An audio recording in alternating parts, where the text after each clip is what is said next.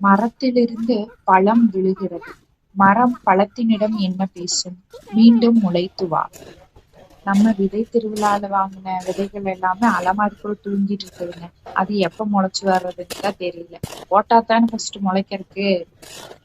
இந்த கோழி, மயில், எறும்புகளுக்கு பயந்துட்டே நான் போடாம அப்படியே வச்சிருந்தேங்க.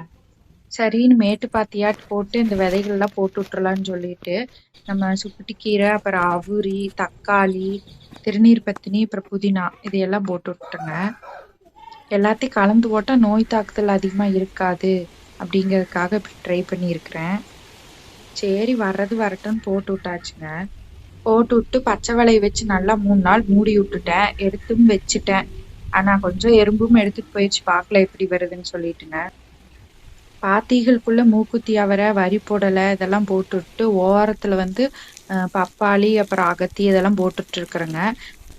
இந்த வீடியோ பிடிச்சிருந்துச்சுன்னா ஒரு லைக் பண்ணிட்டு அப்படியே அந்த கவிதை யார் சொன்னாங்கன்னு கமெண்ட் பண்ணிட்டு போயிருங்க.